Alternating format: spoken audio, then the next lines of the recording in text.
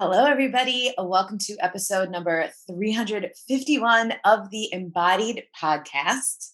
My intention for today's episode was going to be to have like just a little short overview, to dive a little deeper into embodied healing, to continue the conversation that we were having last week about embodied healing and self liberation.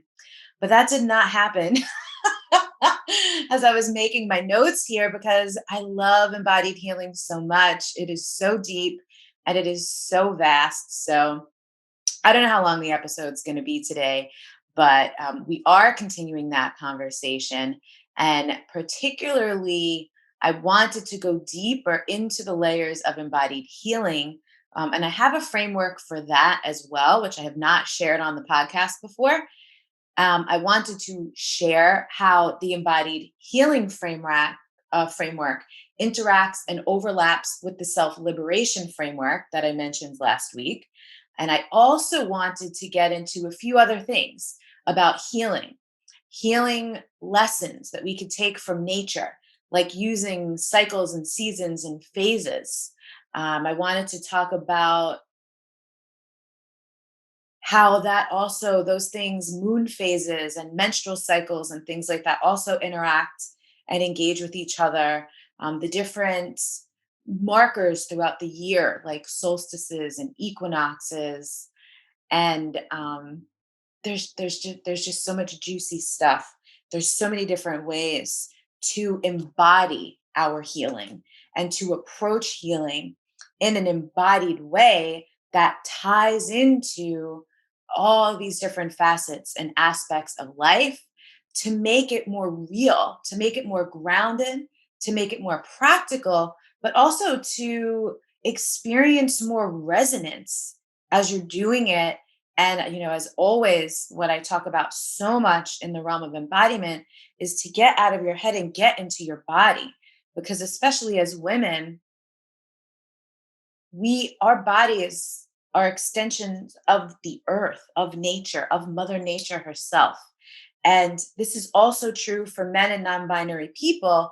But because women's bodies are built to cycle like the moon, right? And which, by the way, even if you don't cycle anymore for whatever reason, if you're menopausal or if for some reason you don't bleed, you don't have a menstrual cycle, whether that's due to birth control or a health condition or a complication or something like that, that's still okay. This still applies. And I know you all are out there all having different experiences and different relationships to those things.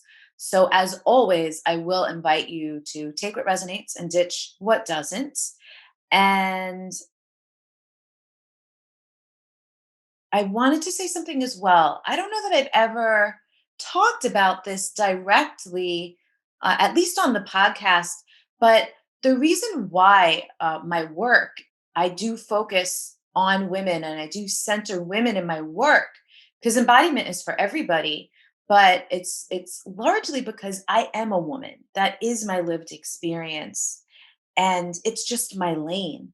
And as well, in terms of healing containers, to have a focused container for people with a shared experience like womanhood really allows us to go deep and focus on certain things without having to navigate the complications or the distractions that can occur when we bring in, like when we bring men, for example, into the container, right? Because such a big part of womanhood is contending with the male gaze, contending with the societal norms and conditioning and programming that come from patriarchy and misogyny. So to remove that from the experience and have a container where that's just one less factor, because it's no small factor, really allows us to go deeper into our healing, deeper into our own experiences, and focus in a way that we can't focus in mixed gendered spaces. So it's not meant to be exclusionary. It's meant to be just focused and concentrated. And as well, focusing on women has just allowed me to really deepen my practices and my expertise in a very refined way, rather than going too broad, which wouldn't allow me in some cases to go as deep.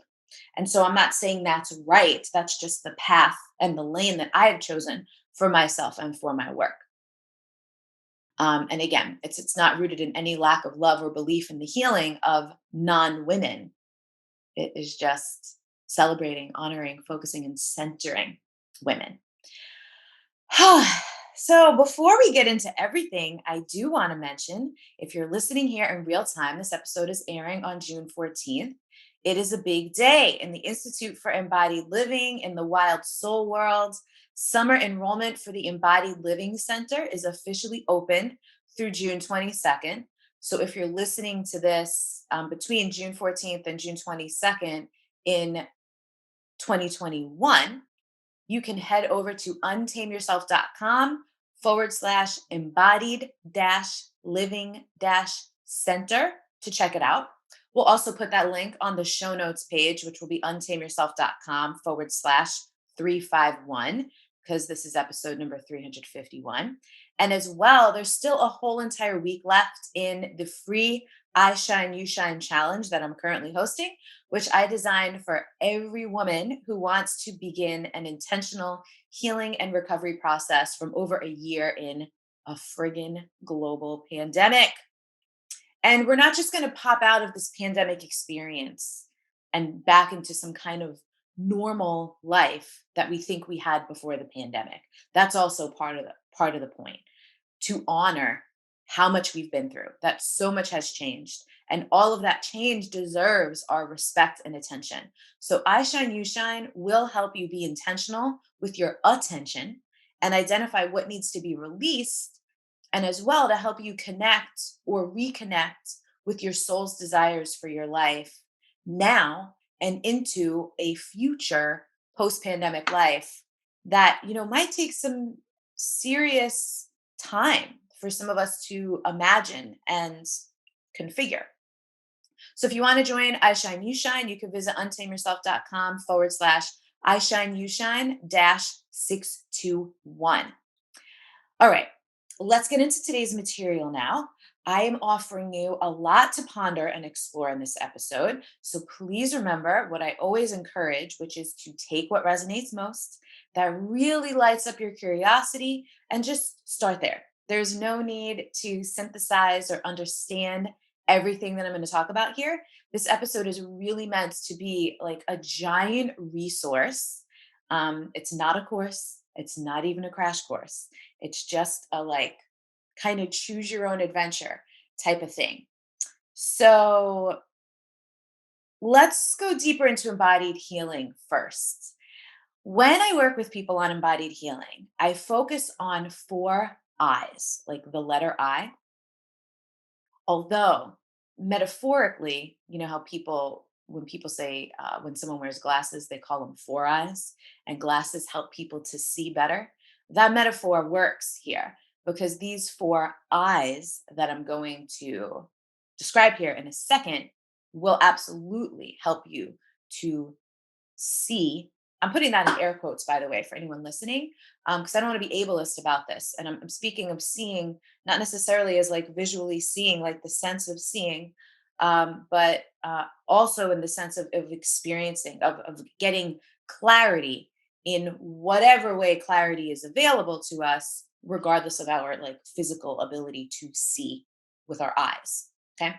So the 4 eyes in my embodied healing framework are intentionality. So this is the why. Why are we doing healing work? Why even bother? Personally and collectively, why are we engaging in healing work? So getting clear about that, because intention is not everything, but it does matter. And it does give us guidance and focus and an anchor to return to on our healing paths. The second I is introspection. This is about developing the ability to honestly assess, observe, and evaluate yourself so that you can home in on what actually needs healing, so that you can prioritize the best, most effective, and efficient things rather than entering into this never ending hamster wheel of healing or creating any narratives around perpetually needing to fix yourself. The next I is integration. And I believe this is the I that so many people skip over when they get in that healing hamster wheel and they're just like obsessively wanting to heal the next thing, heal the next thing, heal the next thing, almost like an addiction. And I do think it becomes an addiction for some people. Integration is how we actually heal. It's where the unsexiest parts of healing happen because this is rest, practice, and reflection. This is getting in our reps. This is getting dirty on the field, y'all. So you can see how things work for you. You could apply and you can see what works for you, what doesn't work for you. And you can develop and cultivate the self love, respect, trust, acceptance, knowledge, and awareness that will be sustainable for growing and evolving in your life without making healing a full time job or a full time distraction. And the last I is actually the glue that binds it all together and is really woven throughout the other three. And this one is integrity. So we do the other three things: intentionality, introspection, and integration with the highest integrity available to us. So, this means in alignment with your values, with your priorities, and in service to the greater good. And the reason why this is so important is because this then means that you can, on your own embodied healing journey, be prioritizing the things that define your life and your lived experience. So, this is why I love frameworks, but I don't love formulas. Because, again, like I said last week when we were talking about the self liberation framework, a framework is a map, and you can use the map to decide what's appropriate for you based on who you are, where you are in your life, how you're built, what resources are available to you. So it factors in all those different conditions that a lot of self help, healing, spiritual development overlooks and bypasses, um, and effectively then excludes a lot of people. So we're about including people and inviting you to make it your own, always, always, always in my work. Now, the self-liberation framework that I talked about last week, which if you didn't listen to that episode, it's episode number 350. You can listen to it after this if you want that deeper context. There's 8 tenets to the self-liberation framework: surrender, release, trust, receptivity, wild dreaming, desire, love, and truth.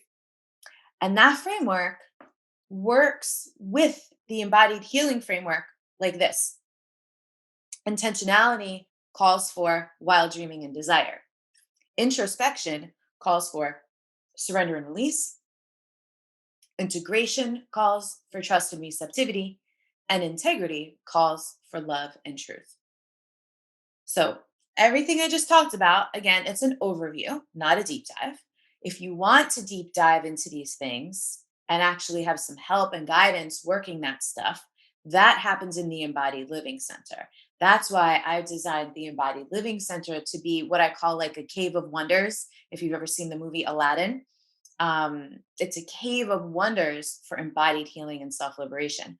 At this point, at the time that I'm recording this in June 2021, we have close to 200 classes in our on demand library, from healing meditations to wild soul movement practices, erotic body classes, sacred body work. There's some wild soul sweat workouts. I stopped doing those, but there's a decent library full of those as well, along with all kinds of workshops, from over the years, my archives of workshops that I've taught from 2014 to 2020. And then from 2020 on, workshops that I've been teaching specifically for members of the Embodied Living Center. And so, again, you can check all that out at untameyourself.com/embodied living center. And just to give you an idea of some of the themes and topics we covered, in our healing meditation library, we have meditations on things like forgiveness, moving through resistance, energetic boundaries, connecting to your wild soul wisdom, healing from a breakup, softening your heart, embodying divine love, raising your vibration, cultivating inner peace, wholeness, acceptance, dealing with big emotions. In the Wild Soul Movement classes, those all focus on those self liberation tenets: surrender, release, trust, receptivity, wild dreaming, desire, love, and truth. We use a specific mantra for each class so that we can start to embody those themes, and we can release any conditioning we have that would block us from being able to embody and practice those things. And the erotic body and wild soul sweat and sacred bodywork classes are designed to energize, empower, strengthen, and revitalize your whole body while also freeing you from things like stuck energy, emotions, paradigms, and beliefs, especially things related to womanhood. And again, we do all that always: physical, mental, emotional, and spiritually. We focus on the different areas of your consciousness. And then the workshops we have are on things like dating in your 30s and 40s, how to have a courageous conversation, connecting with your divine support squad. Again, dealing, feeling, and dealing. We focus on emotional intelligence and emotional maturity, boundaries, self love. Again, cave of wonders. I am not exaggerating when I tell you that that space is a friggin' cave of wonders for healing. And then plus you get the community, which our women, our people are so amazing and so supportive. They're all over the world. And it's just, I love that. None of us can heal in isolation. So again, I'm obsessed with the Embodied Living Center. I highly recommend checking it out. And this is the time to join. When enrollment closes on June 22nd, it will not open up again until September. So make sure you don't miss out on that if it resonates for you. So now let's get into honoring season cycles and nature as ways to guide you and assist you and anchor you in your embodied healing. So I want to start with the menstrual cycle. And again, I know not everyone bleeds. And so this part will be for those who do, for the most part, although some of you who don't might just be interested in it. And I won't spend a lot of time on this, but I do want to give you a reference to two books that really helped me learn this back in like 2013, 2014. One of them is called Woman Code by Elisa Vitti. That's a great book if you want to understand the science and the physiology more deeply. And then Love Your Lady Landscape by Lisa Lister is more going to be on like the spiritual and embodied side of things. And I love these books together. Lisa also has another book called Code Red, but Love Your Lady Landscape was my favorite in really deepening the understanding of the cycles. And then I wanted to do a little bit of a walkthrough because something I love so much, because I love anything that connects us to the mysteries of how amazing our bodies are built and how we are built to be a reflection of nature. So the moon cycles in 28-day cycles. And women's bodies, when they menstruate, roughly menstruate on a 28-day cycle, right? Some cycles might be shorter, some cycles might be longer, but the average is probably around 28 days. And the moon also has phases, just like there are different phases of the menstrual cycle. And these phases, both the phases of the moon and the phases of the menstrual cycle, also connect and relate to the seasons of the year, as well as some feminine archetypes, which some of you know I'm obsessed with archetypes. I love them so much. I even released my own archetypes last year, the Wild Soul archetypes. You could check out that quiz, by the way, if you haven't taken it yet, at untameyourself.com/quiz. And again, I know I'm tossing out a lot of links, a lot of references, books, articles, all this stuff in this episode. All of that lives at the show notes at untameyourself.com/351. So don't worry about having to remember everything. Just go to the show notes page and get whatever you need after you listen. But okay, so the phases of the menstrual cycle And again, I'm never going to be the one who's going to get all up in the deep science of things. But I did, there's a tracking app that I use for my own cycle that's called Clue. And I got this, I pulled up an article from the Clue website to just help us go through this and also to remind me of the scientific names of things. And so technically day 1 of the menstrual cycle is the day you start bleeding. So, this is when the shedding of the uterine lining is happening and your levels of estrogen and progesterone are low. This is why, again, for those who bleed or those who have bled, like your energy could be pretty low during your period sometimes. And then the follicular phase, this is the time between the first day of the period and ovulation, right? What is happening during this phase is estrogen can begin to rise and the egg is preparing to be released. Then, after the period, there's this proliferative phase where the uterine lining builds back up again, and then we ovulate. And the ovulation phase is the release of the egg from the ovary, which happens roughly in the middle of the cycle. This is where the estrogen is at peak levels. And just beforehand, and then it'll start to drop again afterwards. This is ovulation is the most fertile phase.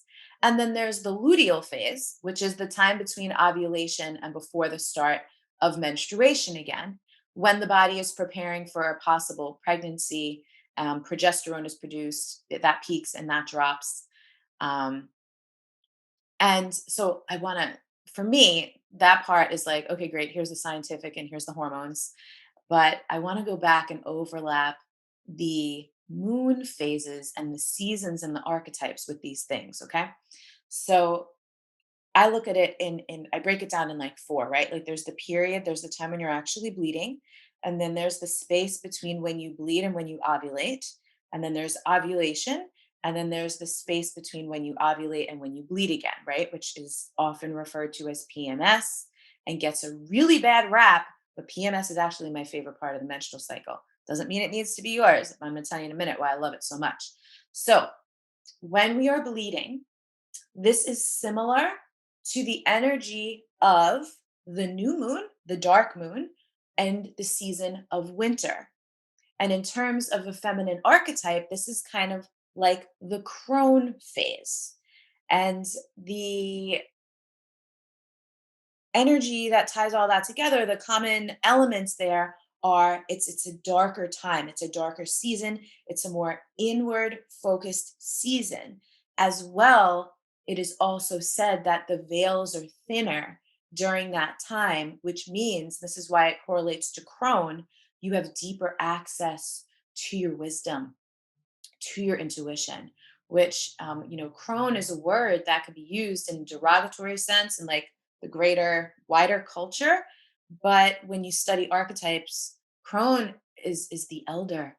Crone is that wise medicine woman kind of energy that we should honestly all be revering and respecting and seeking out in our lives, not rejecting and like putting out to pasture because a woman has aged. Wisdom comes with age, can come with age. And so when you're bleeding, that's that phase, that's that time, right? After you bleed, just like the seasons, it's like coming into spring, right? What comes after winter? Spring. The energy starts to go up a little bit more. And the feminine archetype for spring is maiden, right? It's kind of like that youthful, energetic, light, right? Light is returning phase, right? The light after the darkness, even seasonally, there's more sunlight. After we have the spring equinox, and so that's the phase there of the menstrual cycle. And then the ovulation phase, this is going to be like summer, and this correlates to the feminine archetype of mother.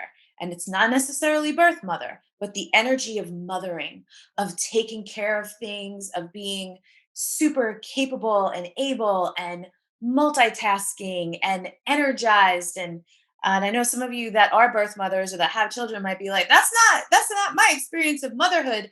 But again, I'm talking in the sense of the archetypal energy, not necessarily the day-to-day energetics of motherhood, right? Um, in Lisa's book, Love Your Lady Landscape, she calls ovulation this phase, she calls it being the queen of freaking everything. And so, if you cycle, if you try to schedule your life around your cycle to the best of your ability, ovulation is the time for, if you have a speaking gig or a photo shoot or an important meeting or a presentation or a job interview, during the ovulation phase is a great time to schedule stuff like that. And then finally, that phase after ovulation, which is that PMS phase, this correl oh, I forgot to give you the moon cycles, right? So the spring phase, the phase after you bleed, is like the waxing moon. The moon is moving towards fullness. And then ovulation is like the full moon. And then after ovulation, when I think of this as the dip. I always experience as the dip because then the energy starts to drop again, right? And we are in PMS, phasing towards bleeding again. This is like autumn or fall, and the feminine archetype that correlates here is like that wise wild woman. And you know how some people, during PMS gets a bad rap because often women get labeled as like bitchy or irritable. But it's not that we're bitchy or irritable, it's that our filters are off. Our normally where we might be able to be a little bit nicer or a little more like appeasing or polite, we don't have that so much in us during that PMS phase. So we're often just more direct and less, what's the word?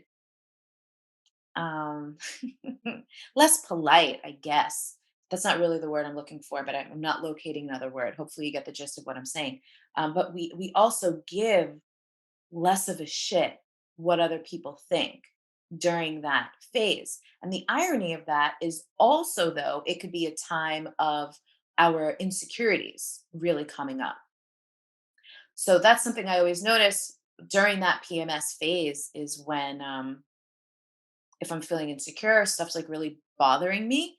I'm like, okay, this might be true, but it's also amplified by the phase where I'm at in my cycle. So paying attention to these things is pretty cool. And then that PMS phase, I think I already said this, it correlates to autumn and it correlates to the waning moon, right? It's dipping, it's moving back towards that dark phase. Autumn is moving us again towards that winter, that more hibernating, that lower energy time. So that I love. It's just a cool thing to see how those things overlap. And so to come back though, to just spend an extra moment on the seasons on their own, unrelated to the menstrual cycle, honoring and celebrating the wheel of the year, the solstices and equinoxes, summer solstice, fall equinox, winter solstice, spring equinox. These things help us again just tune into again the natural energy. This is why it's also cool to work with the moon phases because the we have our own cycles, and our own seasons and phases of things that go on in our lives, but there's also these energetics at play depending on the season of the year that we're in and the phase of the moon cycle. So, and I'll give you an example. Actually, as I'm recording this, I am menstruating, and it was recently a full moon. And what's interesting is those two energies are seemingly in opposition to each other, right? The full moon is like the big, bright, like kind of energized part of the moon cycle. But the menstrual part of the menstrual cycle, when you're actually bleeding, is the lowest energy.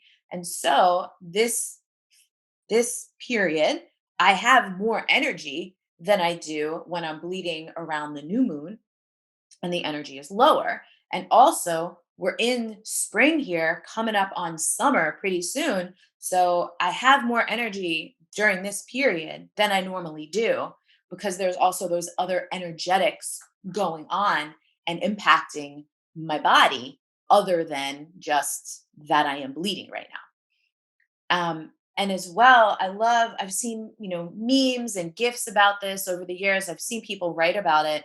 But one of the coolest things when people want to be like, those things aren't related, it's just coincidental or anything like that, is, I mean, this is science, y'all. If you look at the ocean, The tides are absolutely affected by the cycles of the moon, and our bodies are something like 70 or 75% water. So, of course, we would also be affected by the cycles of the moon, which is kind of cool. It's not even kind of cool. I think that is so fucking cool. I can't even stand it sometimes. I really geek out on that, in case you can't tell. And it's cool. You don't have to think it's as interesting or amazing as I do, but I really do think that's quite spectacular. And so the equinoxes, so here's a difference. I looked this up because, again, I just don't have the best memory for these types of details sometimes. And I found this article at, I don't know how to say this. It looks like it's byjus.com on the differences between the equinoxes and the solstices. And we'll link this article up in the show notes as well. But an equinox is a time of year when the sun is nearest to the equator, giving equal lengths of day and night. And so that's why these start at the beginning of the spring and the beginning of the fall. It happens twice a year. The spring equinox is called the vernal equinox, the fall is the autumnal equinox. These usually happen around March 20th and September 22nd. And then the solstices are the times of year when the sun is farthest from the equator, resulting in the longest nights and the longest days. So solstices happen during summer and winter, also happens twice a year. Summer solstice is typically June 21st, and winter solstice is typically December 22nd.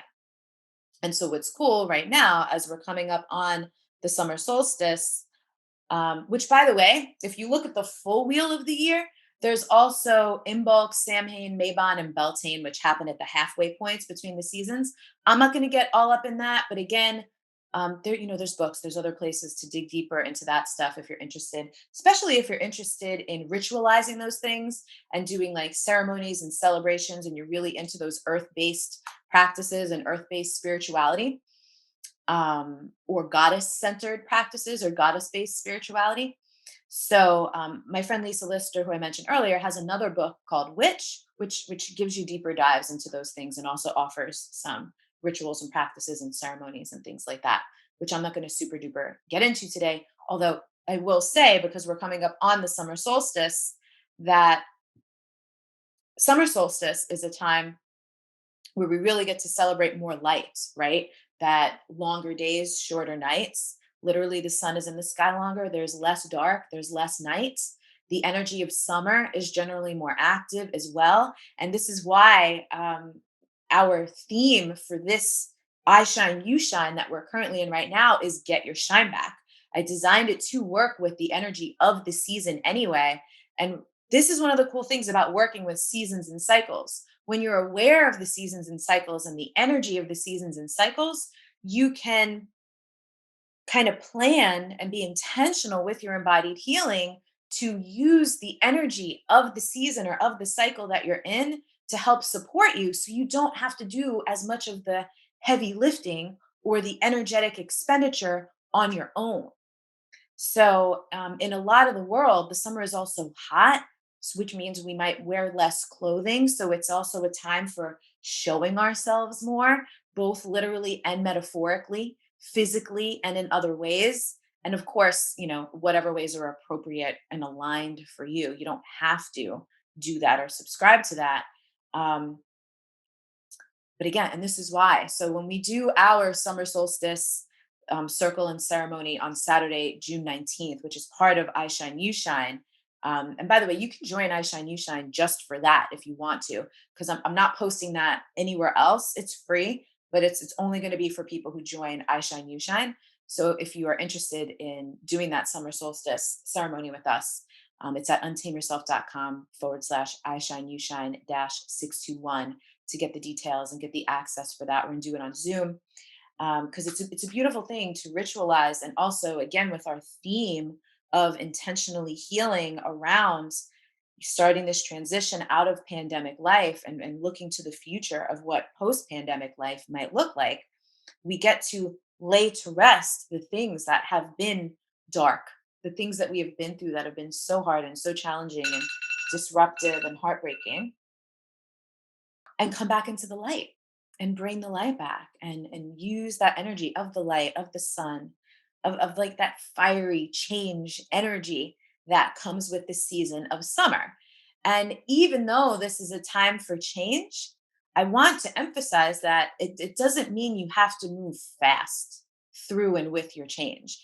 Nature is always inviting us to do everything at a pace that is gentle, kind, and natural, which just means not forced, right? Think about birth. Human babies are meant to incubate for about 9 months.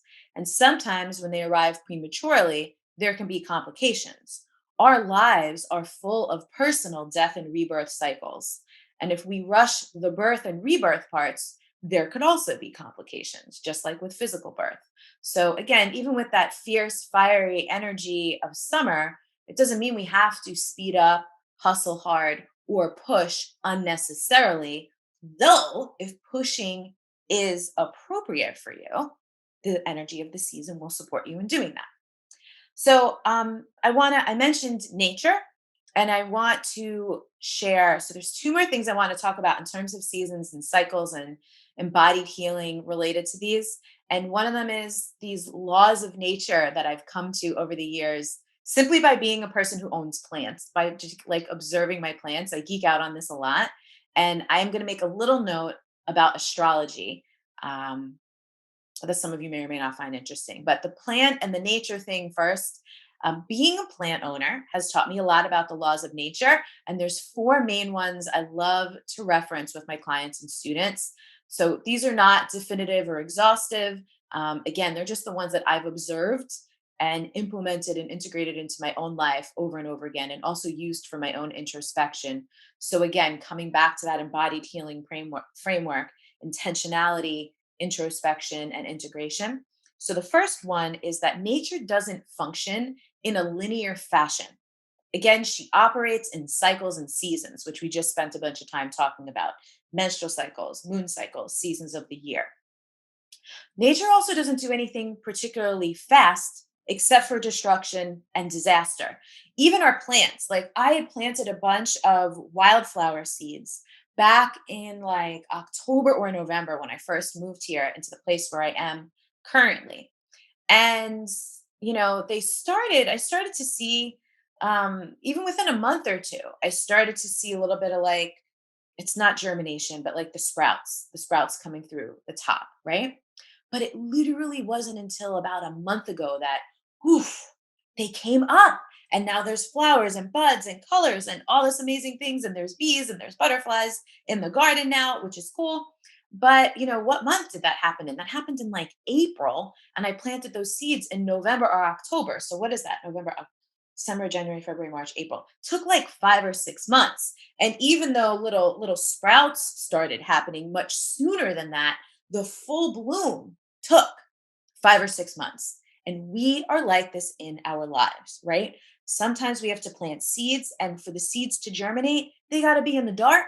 You got to feed it, you got to water it. It needs sunlight. This is like us with all of our self care and nutrition and tending and the things we need to do for ourselves so we can germinate, so we can have our own processes. And then we start to sprout, blossom, bloom a little bit, but then it takes, again, more energy and focus and, process and integration and all this stuff to fully bloom. And then guess what's going to happen in a couple months? Those flowers are going to die. We're going to have to pull them up. We're going to have to plant new things again. So this is our life, right? A lot of things do not happen fast, again, except destruction and disaster. Every once in a while, something comes through. It could be a big storm, it could be a fire, it could be a flood. And again, that's in the nature aspect, but in our own lives, there were friggin' storms and fires and floods that happen in other ways, traumatic events, tragedies, friggin' pandemic, right? That will mess with the cycles and the natural flow of things. Next is that nature is the queen of using what she has. Listen, I forget to water my plants sometimes, and somehow they live on. Some of these plants are more dramatic than others. If any of you are plant owners and you've ever owned a peace lily is dramatic as fuck. She'll be like, ugh, like just like super, super droopy and wilty, and then you water it, and it's almost like she comes back to life. There's also another one. called a phytonia, which the nickname of this plant is actually the drama queen, because that thing also will wilt. You'll think it's dead, and then you'll water it, and it's like fully back to life within a day. And so plants can survive. Things in nature can survive a long time. Even our bodies, by the way, bodies can survive quite a while without food, although eventually that can certainly no food and water can do us in. And not that we have to function in survival mode, but we can. But the point of this one is why a body can last or why plants can last without food or water for a long time is because they are amazing at using what they have. There are stored up resources, which means they don't have to constantly be hoarding for resources that they don't friggin' need. And this connects and relates to the fourth and final lesson, which is that nature teaches us how to not take more than we need, which is a beautiful thing that I really wish a lot of this world would really pay attention to and prioritize. Um, so, those are the laws of nature that I've observed mainly from my plants. And then, last but not least, I just wanted to mention astrology because uh, the astrological new year begins with the sign of Aries, which is essentially the spring equinox that happens in March. And personally, I really resonate with that time of year, spring being the new year. I don't resonate with January 1st being the new year, especially as a person who lives in the northern hemisphere, because January 1st, we literally just came off of the winter solstice. We are right up in the season of winter. So that is counterintuitive to like busting out and starting new things. Winter is the time for hibernation, rest, going inward. The days are shorter, the nights are longer, it's more dark. It's like the new moon. Not a time for coming out hot, starting fresh or new, right? That really is spring energy. So, for the last several years, I really have started to set up my life around spring and that spring equinox being more of a new year than January 1st. So if that resonates for you, take that as well. So that's it, y'all. We did it. We did the deep dive. I hope you enjoyed and found that even a fraction as interesting as I do. I think that stuff is so cool. And again, not meant to overwhelm you because there were so many different things, but just meant to give you some reference points for things that might resonate for you or that might support you in your embodied healing and self liberation journey. So, again, all the links to all the resources, books, articles, um, I Shine, You Shine, Embodied Living Center, all that stuff will be at untameyourself.com/351 for this episode. Feel free to listen to this one more than once, share it with your friends, use it like a book club, and be like, wow, that was interesting to me. That was interesting to me. What do you think about this? How do you practice that? Again, there's a lot of juicy stuff here to unpack and explore and use it for your own experience, however it works for you. So thank you as always for listening to this show. We will be back next week and I'll see you later.